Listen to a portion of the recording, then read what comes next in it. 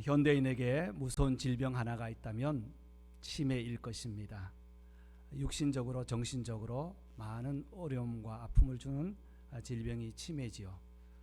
요즘은 연세 드신 분뿐 아니라 젊은이들에게도 치매 현상이 많이 나타나고 있다는 보고를 보면서 정말 이 치매는 어떤 육신의 사고를 당해서 또 어떤 육신적인 질병보다는 더 무서운 병이라고 평가할 수 있습니다.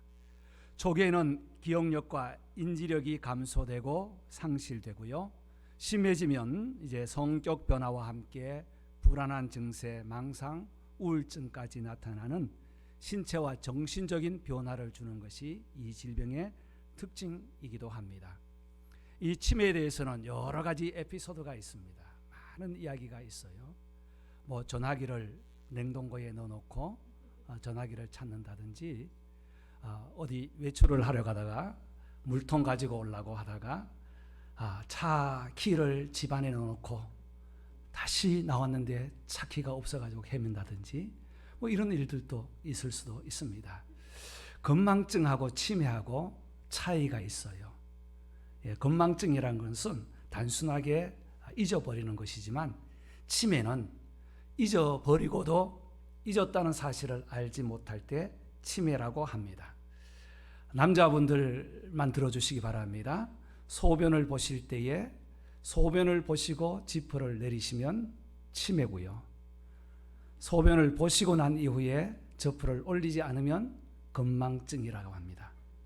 여성분들 들으십시오. 옷을 벗거나 입다가 가운데 걸쳐놨다가 벌써 나오면 안 되는데 벌써 나와버리네. 중간에 걸쳐가지고 다른 이야기를 하다가 이것이 벗는 옷인지 입는 옷인지 헷갈릴 때, 내가 벗으려고 지금 반쯤 왔는지 입으려고 왔는지 헷갈릴 때 심각하다고 합니다. 잠시 영상 하나 잠깐 보면요, 어떤지 한번 보시죠. 허리가 아픕니다.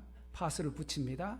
거울을 보면서 요리에 붙여놓고 자연스럽게 갑니다. 이거 다 났습니다. 깨끗하게 났습니다. 이 현상들은 연세와 관계없이, 나이와 관계없이 현대인들에게 지속적으로 나타나는 현상이라고 볼 수 있습니다. 그래서 치매라는 말은 굉장히 참 거북스러운 말입니다. 치매라는 말 자체가 제가 이 한문 성경을 산문을 찾아서 분석해 보니까 어리석을 치, 어리석을 매더라고요. 어리석고 어리석다는 겁니다. 그래서 영어로는 디멘시아라고 하죠. 정신이 떨어지다라는 것이에요. 여러분, 우리 성도들 중에는 한 분도 정신 떨어지는 분이 없기를 바랍니다. 주님 앞에서는 그날까지 한 걸음 한 걸음 맑은 정신으로 하나님을 경배하고 찬송하다가 하나님 앞에서는 모든 성도들 되시기를 주의 이름으로 축복합니다. 말라기를 묵상하다 보면 마치 치매 환자와 같은 그 백성들을 볼 수 있습니다. 하나님이 그토록 사랑했는데도 불구하고 언제 사랑했습니까? 하나님이 이렇게 우리를 보호해 주셨는데도 언제 보호했습니까? 우리는 하나님의 마음을 괴롭게 하고도 하나님이 너희가 나를 괴롭게 했다고 하니까 언제 괴롭게 했습니까? 라는 말을 반복적으로 하는 모습을 보게 됩니다. 말라기는 구약의 마지막 성경이죠.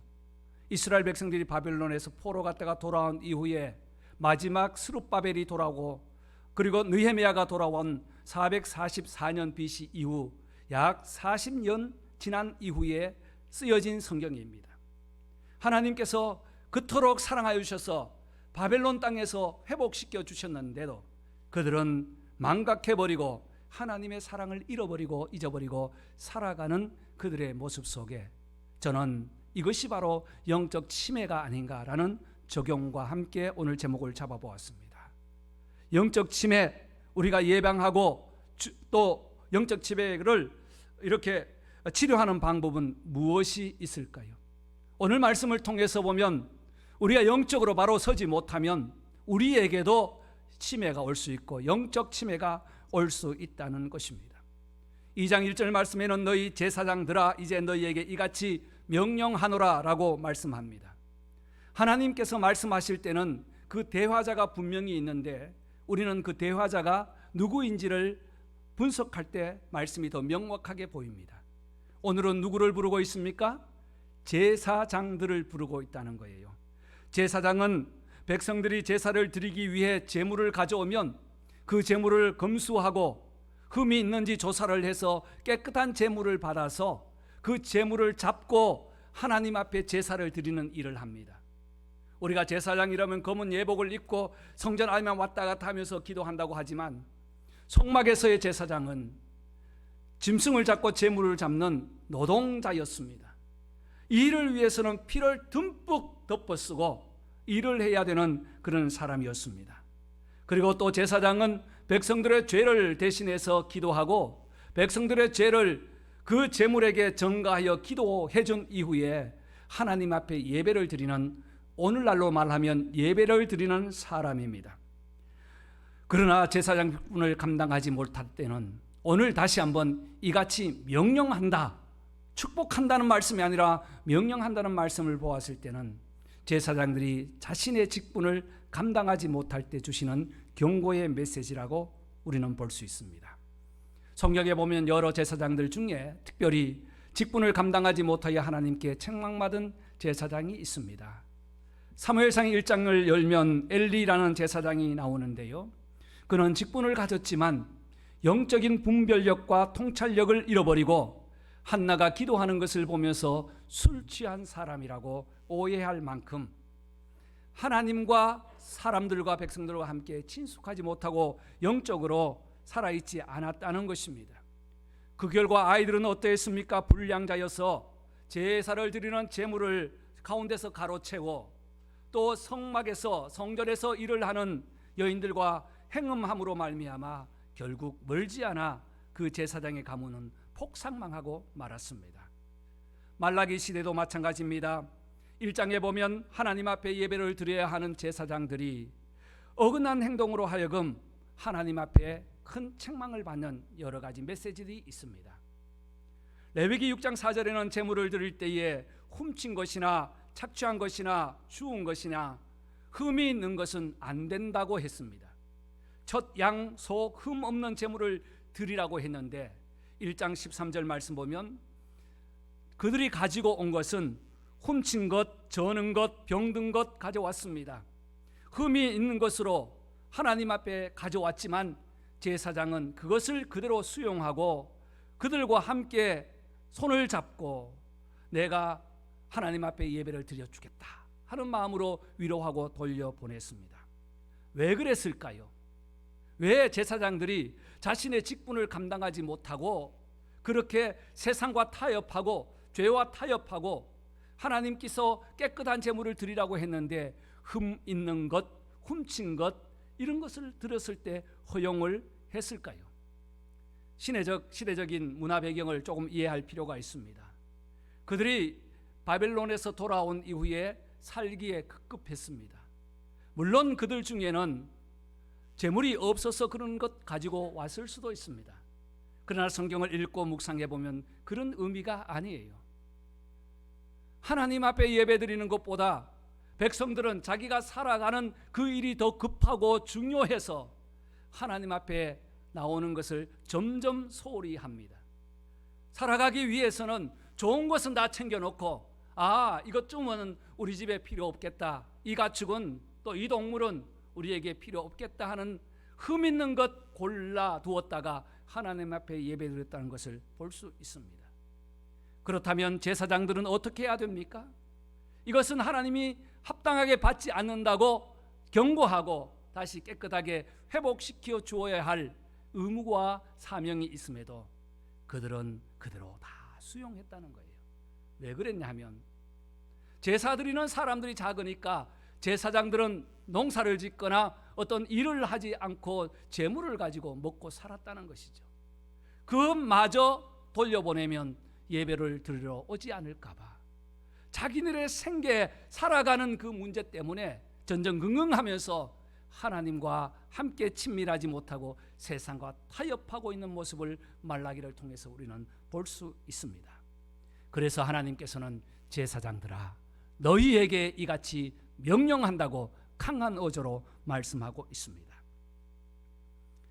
제사장이 하나님 앞에 그렇게 행동했다면, 그러한 신앙을 가졌다면 백성들은 말할 이유가 없을 것입니다. 하나님과 아무런 상관없는 종교 생활하는 모습을 보시면서 하나님은 내가 저주를 내리겠다, 아니 이미 저주가 내려졌다, 이렇게 말씀하고 있습니다. 저주가 무엇입니까? 하나님과 관계가 깨어질 때 저주 아닙니까? 복이 무엇입니까? 하나님과 관계가 형성되었을 때 복인 것입니다. 그래서 복 있는 사람은 하고 시작할 때에 하나님과 축복의 통로, 은혜의 통로 관계가 회복되어 있을 때는 환경과 관계없습니다. 복받은 사람이에요. 나의 지위와 관계없습니다. 배운 것과 관계없어요. 우리는 하나님과의 관계가 회복되면 복받은 사람이에요. 그러나 아무리 이 땅에서 누리고 살고 나타내고 산다 할지라도 하나님과 관계가 깨어져 버리면 우리는 복받은 사람이 아니라 이미 복이 끊어진 책망의 상태인 것입니다. 저와 여러분들 하나님 앞에 예배자로서 제사장으로서 살아가고 있습니다. 하나님께서 받으시는 제사 하나님 앞에 온전하게 드리시기를 바랍니다. 성경은 우리를 제사장이라고 했습니다. 성경에 보면 출애굽기 19장 6절 말씀에 모세는 홍해를 건넌 이스라엘 백성들에게 너희는 왕같은 제사장이라고 했죠. 베드로전서 2장 9절 말씀에도 왕같은 제사장이라고 했습니다. 제사장은 백성과 하나님과의 브릿지 역할을 하는 사명을 감당했습니다. 그렇다면 저와 여러분들도 이 세상과 예수 그리스도로 말미암아 하나님과 함께 연결된 이 브릿지에 대제사장 되신 주님께서 큰 브릿지를 연결해 주셨다면 저와 여러분들은 하나님께로 인도하는 제사장의 사명 감당하는 제사장인 줄 믿습니다. 히브리서 5장에 보면 대제사장이신 예수 그리스도를 본받아 너희들도 제사장의 사명을 잘 감당하여라. 하나님 앞에 예배하고 함께 하나님을 섬기고 백성들을 위로하고 격려하고 신앙의 바른 길을 갈 수 있도록 우리는 첫 번째 하나님을 잊지 않고 예배를 잊지 않는 성도 되시기를 바랍니다. 이것이 영적 침체를 예방하는 첫 번째 방법입니다.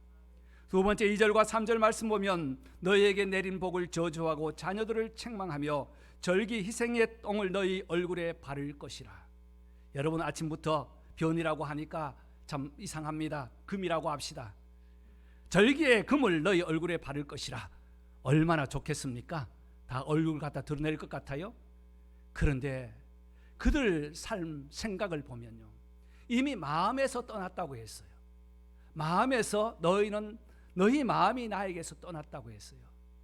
그래서 1장 2절에 내가 너희를 얼마나 사랑했는지 아느냐. 안타까운 마음으로 주님이 우리 하나님이 찾아오셔서 말씀하십니다. 그런데 백성들의 반응은 무엇입니까? 다 같이 어떻게 우리를 사랑하셨나이까? 이런 뻔뻔스러움이 어디 있겠습니까? 하나님이 내가 사랑했다고 하면 네 감사합니다 하면 되잖아요. 어떻게 우리를 사랑했냐고 증거를 달라고 해요. 그랬더니 야곱과 에서의 비유를 하면서 이미 내가 너희를 사랑했다고 다시 구체적으로 말씀하고 있는 겁니다. 얼마나 아버지의 마음을 무시했다면, 그 이름을 무시했다면 주님께서 하나님 말씀하십니다. 내 이름을 너무 멸시하지 말라. 그랬더니 백성들이 뭐라고 합니까? 어떻게 주의 이름을 멸시하였나이까? 내 마음이 너무 괴롭다. 너무 괴롭다. 너희의 모습 보니까 너무 괴롭다고 하니까 2장 17절에는 어떻게 여호와를 괴롭혔나이까? 라고 질문합니다. 이것이 바로 영적 침체, 영적 치매에 있는 자들의 특징이죠. 우리 정신적으로 치매가 왔을 때도 마찬가지입니다. 잊어버리는 것이 사랑이에요. 사랑을 했는 사람도 잊어버리고요. 최근의 것도 잊어버립니다. 지금 사랑하고 있다고 해도 누구세요 하잖아요. 남편 보고 어느 날은 오빠 이러면 또 복잡해집니다. 아내 보고 누나 이렇게 하고 그렇게 하면 복잡해져요. 누구세요 이러면 복잡해져요. 망각해버린다는 겁니다. 가장 치매의 증상 중에 하나는 최근 것부터 잊어버린다는 거예요. 우리 하나님은 지금도 우리를 사랑하시고 우리를 긍휼히 여기시고 우리를 보호하시고 축복해 주십니다. 언제 사랑했습니까? 라는 대답하지 맙시다. 어떻게 우리가 멸시했습니까? 라는 고백하지 맙시다. 어떻게 괴롭혔습니까가 아닙니다. 오늘도 살아가면서 주님의 마음을 괴롭힌 것이 얼마나 많은지 주님 용서해달라고 기도해야 하는 우리의 자세가 아니겠습니까? 참다 못해서 하나님께서는 너희에게 내린 복을 저주하고 자녀를 책망하고 절기 희생의 금을 얼굴에 발라버리겠다. 이미 저주예요. 망신입니다. 그리고 끊어버리겠다는 것입니다. 얼마나 큰 수치이겠습니까? 여러분, 우리도 하나님의 사랑을 잊고 정성을 다해서 예배드리지 못하고 아버지의 마음을 아프게 한 적이 얼마나 많았습니까?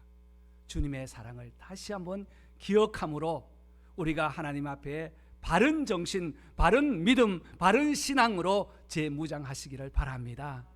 하나님은 어제도 사랑하셨습니다. 오늘도 사랑하십니다. 내일도 사랑해 주시는 줄 믿습니다. 이 사랑을 잊지 않는 저와 여러분 되시기를 바랍니다. 세 번째, 우리가 늘 깨어서 또 하나님 앞에 고백해야 될 것은 하나님의 언약입니다. 성경 전체는 언약으로 되어 있죠. 2장 4절 말씀 보니까 내가 이 명령을 너희에게 내린 것은 레위와 세운 나의 언약이 항상 있게 하려 함인 줄 너희가 알미라. 제사장이라고 했다가 이번에는 조금 더 구체적으로 지파 이름을 넣어서 레위와 세운 나의 언약이라고 했어요. 성경 전체는 하나님의 약속입니다. 프라미스예요. 그런데 그 약속이 변치 않는 하나님의 약속 우리에게 주어질 때는 그것이 바로 언약이 되는 겁니다. 하나님께서는 아담에게 에덴 동산에서 선악을 알게 하는 과일을 세우고 이 과일을 먹는 날에는 내가 정령 죽으리라, 먹지 말라고 했어요. 하나님과 아담과의 약속이었습니다. 그런데 아담이 지켰습니까? 지키지 못했어요. 아브라함과 함께 약속했습니다. 노아와 함께 약속했습니다. 아담이 지키지 못하니까 이번에는 물로 세상을 심판한다는 메시지와 함께 언약을 하시며 무지개를 보여주시며 이것이 바로 나와 너의 언약이라고 했어요. 하나님과의 약속을 인간은 지키지 못했습니다. 어느 날 아브라함에게 찾아오셨습니다. 소원이 무엇이냐 하고 그 소원에 대한 가정의 독자 주겠다는 약속과 함께 약속을 합니다. 언약을 합니다. 당시의 언약은, 문화적인 언약은 나라와 나라가 전쟁을 하지 않기 위해서 왕이 평화협정을 할 때에 짐승을 잡고 각을 떠서 피가 흥건하게 있는 그 장소에서 양쪽 나라의 장수들이 보는 가운데 두 왕이 손을 잡고 그곳을 지나가는 것이 그때 당시의 언약이었어요. 약속이었습니다. 그런데 창세기 15장과 17장에 보면 하나님이 그렇게 약속하겠다고 하고 아브라함은 그 짐승을 잡아서 쫙 갈라놓고 기다립니다. 피 냄새가 나니까 설계가 오고 하루 종일 기다려도 하나님은 오시지 않는 거예요. 얼마나 피곤했던지 꾸벅꾸벅 졸았던 것 같습니다. 눈을 번쩍 떠보니까 횃불이 그 짐승 사이를, 피 사이를 싹 지나가시면서 하나님께서 내가 너와 약속했다고 하는 겁니다. 일방적인 약속, 일방적인 언약이에요. 하나님과 인간은 항상 약속을 하십니다. 그러나 인간은 연약하고 부족하여서 항상 그 약속을 지키지 못하고 놓아서 자기의 행위와 자기의 뜻대로 가지만 하나님은 여전히 손을 잡고 계신다는 사실입니다. 이 언약이 구약 성경 전체를 흐르고 있다가 신약에 와서 예수님께서 내가 너와 함께 세운 언약은 이것이니 하면서 잔을 건네면서 말씀하지 않습니까? 새 언약이라고 말씀하셨습니다. 하나님은 우리에게 은혜의 언약을 주셔서 은혜가 아니면 살아갈 수 없도록, 은혜가 아니면 하나님을 만날 수 없는 존재라는 사실을 깨닫게 하시고 모세를 통하여 레위와 함께 우리 모든 성도를 통하여 예수 그리스도를 보내어 주셔서 예수를 믿음으로 이제는 영원한 언약을 약속하셨습니다. 변치 않는 언약입니다. 흐트려지지 않는 언약입니다. 잊혀지지 않는 언약입니다. 치매처럼 놓치지 않는 언약입니다. 그래서 예수님께서는 누가복음 22장 20절에 잔을 건네면서 이 잔을 마시라. 너와 세운 새 언약이니 라고 말씀합니다.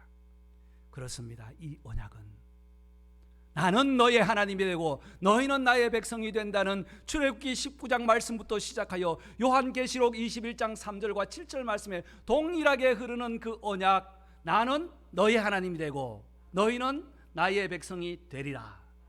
이 약속을 결코 잊어서는 안 된다는 것입니다. 다시 한번 고백합시다. 나는 너희의 하나님이고 너희는 나의 백성이 되리라. 오늘도 이 언약을 믿고 이 자리에 나오신 줄 믿습니다. 이 언약을 통해서 이루어지는 언약이 5절 말씀이에요. 레위와 세운 나의 언약은 무엇입니까? 생명과 평안이니라. 할렐루야. 이 언약을 통해서 우리가 예배를 드리고, 이 언약을 통해서 하나님께 영광의 찬양을 드리고, 이 언약을 통하여 우리가 하나님께 기도를 하며, 이 언약을 통하여 우리가 신앙생활을 감당하고 있다는 것입니다. 이 언약을 지킬 때에 레위라는 이 지파는 성전에서 하나님을 찬송하고 하나님 성막을 섬기는 귀한 직분자들이었습니다. 제사장에서 한 사람 한 사람 그 족속을 지파를 지칭하면서 레위와 세운 나의 언약 영원토록 항상 있게 하려 함인데, 이것이 바로 생명과 평안이라는 거예요. 저와 여러분들도 오늘 제사장으로 이 자리에 나온 줄 믿습니다. 레위 족속으로 이 자리에 하나님의 은혜의 부르심을 받고 나오신 줄 믿습니다. 그렇다면 변치 않는 이 언약을 붙들고 생명과 평안을 누리시기를 바랍니다. 이 생명과 평안은 주를 바라볼 때 가능한 거예요. 우리의 신앙을 땅을 보는 신앙이 아닙니다. 하늘을 바라보는 신앙입니다. 주님을 바라보는 신앙이에요. 모두가 주를 바라보는 신앙 되시기를 바랍니다. 네팔에 가면 그 네팔 하면 고산지 생각 많이 하죠. 저 산지도 있지만 고산지에서 양을 치는 이 목축하는 사람들이 있답니다. 이 티벳입니다. 티벳 하면 이 고원 지역에서 목축을 하는 사람이 있는데요. 목축으로 살아가죠. 그런데 이 양을 팔고 짐승을 팔 때에 가장 값나가는 그 짐승의 가격을 매기는 기준이 있대요. 일반적으로 양은 털이 풍성하고 양은 이 우유를 많이 내어야 되지 않습니까? 그런데 그들이 매기는 기준은 고산지에서 짝 갖다 놓고요, 이 양이나 짐승이 산을 타고 올라가는 데 따라서 가격이 다르답니다. 건강하게 산을 타고 고산지기 때문에 올라가는 놈은 건강한 놈으로 비싸게 팔리고, 아래서 맨 아래 것만 뜯어먹고 있는 양이나 짐승은 가격이 낮답니다. 여러분, 저는 이 기사를 보면서 우리 신앙에도 한번 돌아보았습니다. 이 땅을 바라보며 우리가 하나님의 사랑을 전하고 사랑해야 될 대상이지, 그리고 은혜를 나누어야 될 대상이지, 거기에 빠질 대상은 아닙니다. 우리는 주님만 바라봅니다. 주님을 바라볼 때 우리에게 예배를 잊지 않고 하나님의 사랑을 잊지 않고 언약을 잊지 않고 늘 하나님을 바라보면서 영적 침체, 영적 치매에 빠지지 아니하고 예방하여서 우리의 신앙이 다시 한번 재무장되는 놀라운 역사 있기를 주인의 이름으로 축복합니다. 기도하겠습니다.